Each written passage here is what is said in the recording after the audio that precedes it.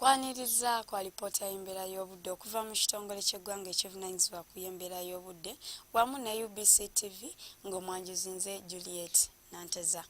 Enkuba yo yeeyongeredde ddala okkendeera mu bitundu by'eggwanga ebisinga obungi era nga bwe tutera ku kifaananyi ekyakubiddwa ku ggwanga lyaffe mu biseera eby'okumakya kiraga nga obwengula bwabadde nga bwetadde ate ekyo ekyakubiddwa olw'eggulo kyo kiraga nga ebitundu by'eggwanga ebisinga obungi byafunyeyo okwatirira kw'ebire.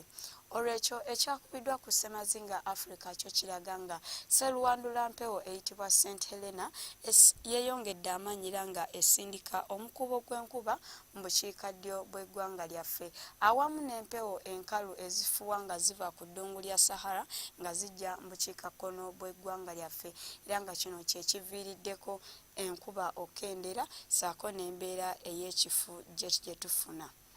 Bwe tutunya ku mbeera y'obudde nga bwesuubirwa mu biseera eby'okumakya tulaba nga ebitundu by'eggwanga ebisinga obungi akasana tukasuubira okwaka ate ewamu nga bwe kakubaakubamu ate olw'eggulo ebitundu ebyo ebiri ku lubuubuuto olw'ebugwanjuba ssaako n'embaara tusuubirayo olwandagirize olwo ebitundu by'eggwanga ebisigadde akasana tukasuubira okwaka ate nga bwe kakubaakubamu nga n'olw'embeera eno ebbugumu mu Kotido tulisuubira okutuuka ku degrees 34 ate ku lubalama lw'ennyanja Nalubaale ebbugumu tulisuubira okubeera ku degrees 30.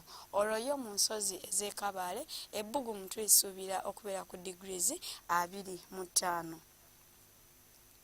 Bwe tutunyako ku bibuga ebimu eby'ebunaayira mu New Delhi awamu ne mu London tusuubira enkuba okutonnya ate yo mu Moscow omuzira gukyaliyo mungi ddala awamu n'obunyogovu bukyaliyo bungi ddala ate yo mu Johannesburg ebbugumu tulisuubira okutuuka ku degrees 30.